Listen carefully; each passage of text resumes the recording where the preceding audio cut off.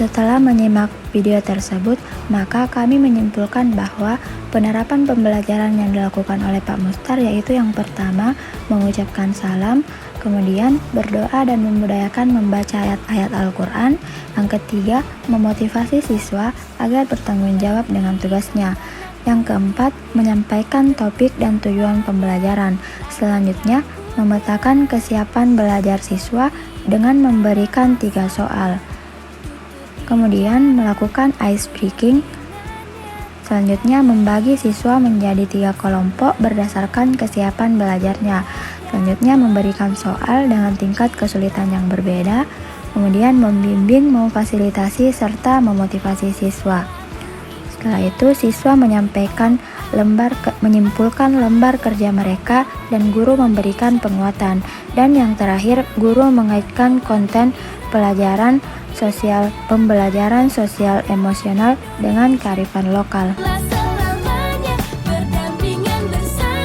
Assalamualaikum warahmatullahi wabarakatuh. Saya akan menjawab tentang cuplikan YouTube yang dilakukan oleh Pak Mustar, apa sudah menerapkan pembelajaran berdiferensiasi. Rembukan kelompok kami bahwa benar yang dilakukan oleh Pak Mustar itu sudah melaksanakan pembelajaran berdiferensiasi.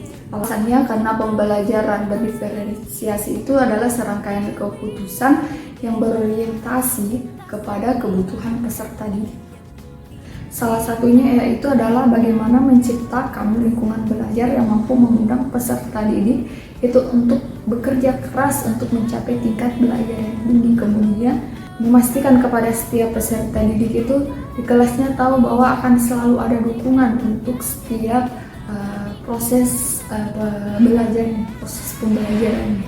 Mengutip pada pendapat dari Tomlinson bahwa pembelajaran berdiferensiasi itu adalah usaha untuk menyesuaikan proses pembelajaran di dalam kelas untuk memenuhi kebutuhan dasar peserta didik sebagai seorang individu. Salah satu penerapan pada video yang dilakukan oleh Pak Mustar itu tentang siswa yang tidak hadir pada pertemuan sebelumnya, di mana tindakan yang dilakukan oleh Pak Mustar itu adalah untuk mengenal siswanya atau melakukan pendekatan terhadap siswa untuk mengetahui alasan siswa tersebut tidak hadir pada pertemuan sebelumnya. Sini tugasnya adalah untuk memberikan nasihat, kemudian motivasi kepada siswa bagaimana pentingnya untuk kehadiran untuk belajar di sekolah. Selanjutnya, video pengajaran pembelajaran berdiferensiasi yang dilakukan oleh Pak Mustar ini memiliki ciri-ciri pembelajaran berdiferensiasi yang dikemukakan oleh Tomlinson pada tahun 2001. Yang pertama, pembelajaran berfokus pada konsep dan prinsip pokok. Harusnya pembelajaran atas dasar kompetensi belajar. Pada ciri pertama ini, guru tersebut menyampaikan topik dan tujuan pembelajaran terkait perputaran atau materi perputaran atau rotasi pada konsep pembelajaran transformasi geometri. Pada pembelajaran tersebut, peserta didik diharapkan mengikuti seluruh rangkaian kegiatan pembelajaran, baik itu mulai dari diskusi antar teman, tanya jawab dengan guru, atau belajar secara mandiri. Peserta didik juga diharapkan dapat memberikan atau menentukan hasil dari masalah terkait rotasi.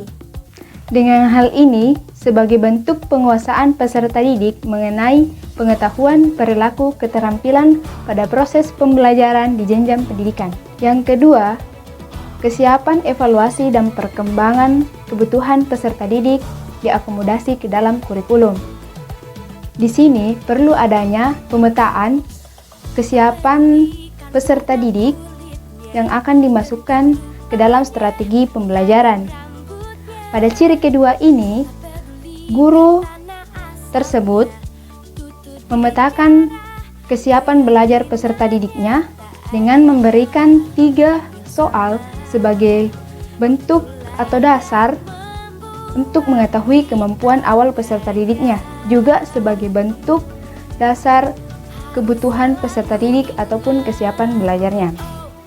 Selanjutnya, Berdasarkan hasil pemetaan tersebut, peserta didik akan dikelompokkan berdasarkan kemampuan awalnya atau tingkat pemahaman peserta didik terhadap konsep pembelajaran tersebut. Ciri yang ketiga yaitu pengelompokan peserta didik dapat dilakukan secara fleksibel, secara mandiri, kelompok secara tingkat kecerdasan, kelompok berdasarkan modalitas belajar, dan lain-lain. Pada ciri ketiga ini, guru tersebut mengelompokkan peserta didiknya berdasarkan tingkat pemahaman peserta didik terkait konsep pembelajaran, berdasarkan kemampuan awalnya dalam menyelesaikan 3 soal dasar, yaitu terkait rotasi atau perputaran. Pada ciri yang keempat, yaitu peserta didik bereksplorasi secara aktif di bawah bimbingan dan arahan guru. Pembelajaran berdiferensiasi ini berpusat pada siswa. Pada ciri keempat ini, guru tersebut memberikan bimbingan yang perlu kepada kelompok peserta didik yang masih kurang mahir atau masih perlu dikembangkan. Dan guru berperan sebagai fasilitator untuk kelompok peserta didik yang sedang berkembang. Dan juga guru berperan atau memberikan dorongan dan motivasi kepada kelompok peserta didik yang sudah mahir. Dan guru memberikan kesempatan kepada peserta didiknya untuk memberikan kesimpulan terkait materi pelajaran yang dipelajari pada proses pembelajaran. Serta guru memberikan penguatan terkait materi yang diajarkan, serta mengaitkan konten pembelajaran dalam kehidupan sehari-hari.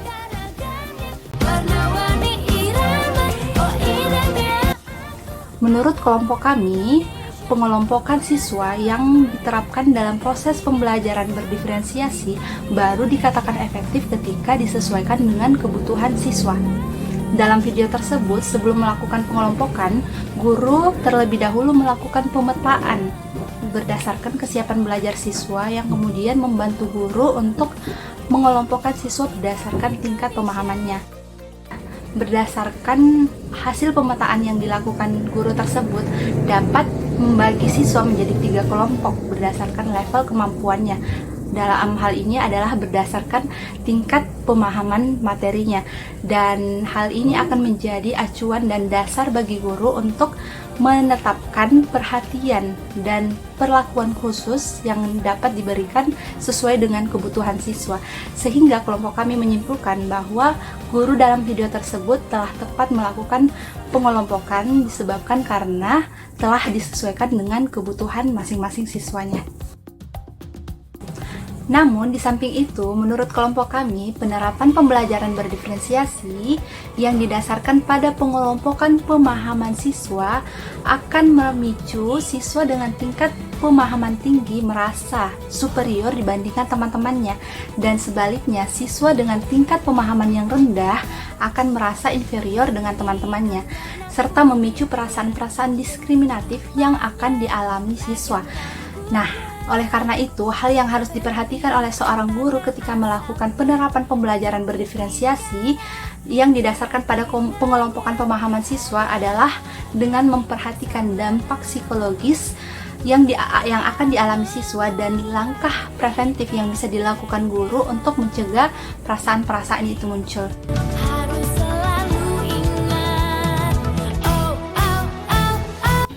Pertanyaan yang ketiga yaitu, pada video tersebut guru mengelompokkan berdasarkan apa? Nah, pada video tersebut guru mengelompokkan peserta didik menjadi 3 kelompok. Yang pertama yaitu kelompok peserta didik yang masih perlu bimbingan atau pemahaman konsepnya baru mau dikembangkan.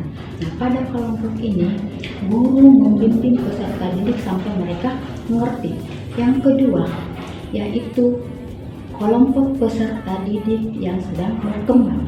Nah, pada kelompok ini guru hanya menjelaskan materi tetapi tidak sedetail pada kelompok pertama. Dan yang ketiga yaitu kelompok peserta didik yang sudah mahir. Nah, pada kelompok ini guru memberikan kesempatan kepada peserta didik untuk menyelesaikan soal secara mandiri.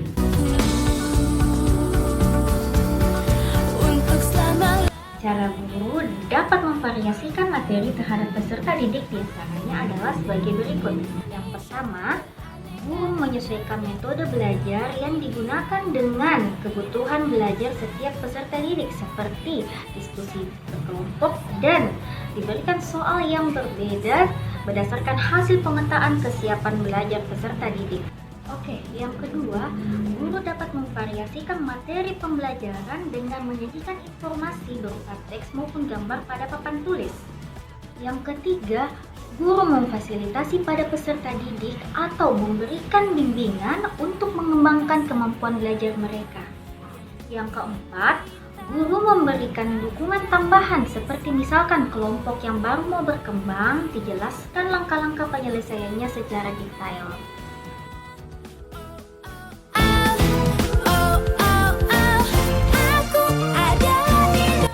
Dari pemaparan materi kita dapat mengambil kesimpulan bahwa yang pertama, dengan menerapkan pembelajaran berdiferensiasi, guru bisa mengenali kebutuhan peserta didik yang berbeda-beda sehingga memudahkan guru dalam merancang metode ajar yang paling efektif bagi peserta didiknya.